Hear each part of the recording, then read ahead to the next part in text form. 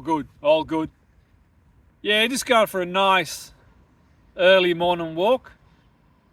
A peaceful, nice early morning walk. And I was reflecting on a convo I had a few months back, a colleague of mine who's a football coach, and we're kind of talking about how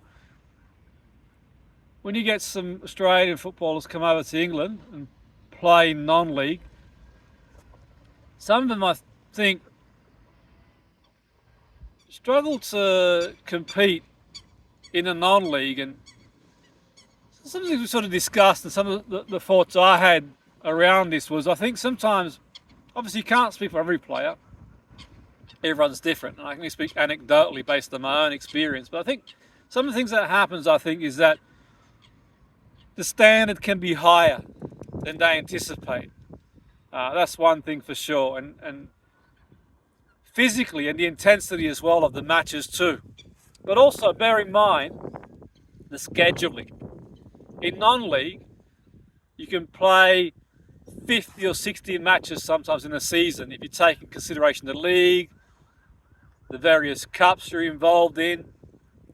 And if some of the games are cancelled, for example, like sometimes over the winter time, you might have games that get cancelled, then you've got like a backlog of fixtures. You can end up playing 2, 3, even 4 games, believe it or not, in the space of about 8 days, so to speak.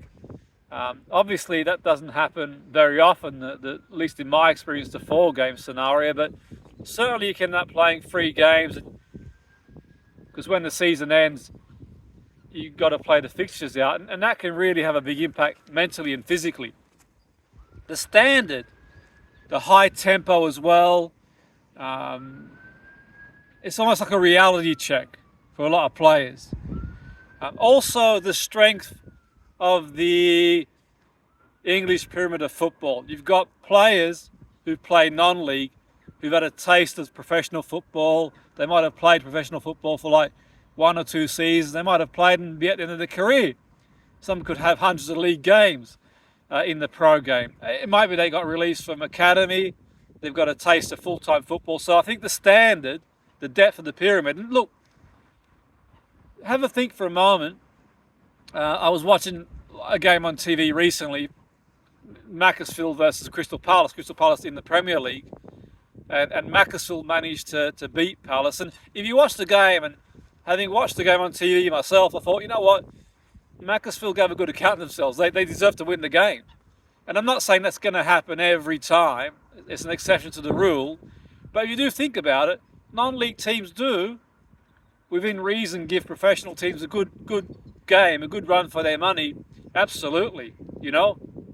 And sometimes in friendlies, when they organise games against pro teams, even the pro team might send the youth team or the reserve team, the non-league teams still give a good account of themselves.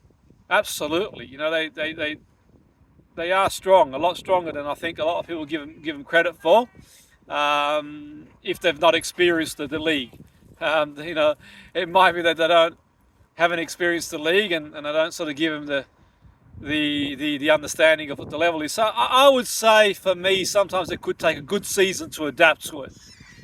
A good season. I think the idea they're going to come over and play non-league and completely smash it, so to speak, is probably a bit idealistic. I think that unless you experience it, so that sort of first season, it might take a good season or two to really get your head around it, to plan and get a better understanding. And particularly if you're sort of like, you know, doing uni alongside, or you got a job alongside as well, then that becomes another challenge on top of that, because it's a question of like training, and if you've got a job to do as well as do training and all the other things that sort of go with it, the demands, that's even more difficult. So absolutely, there's some of the things I can sort of think of, and no doubt people might think otherwise, and obviously there are exceptions to the rules, but that's just my thoughts on it. Be interested to see anybody else's thoughts on some of the challenges that the players might sort of face to adapt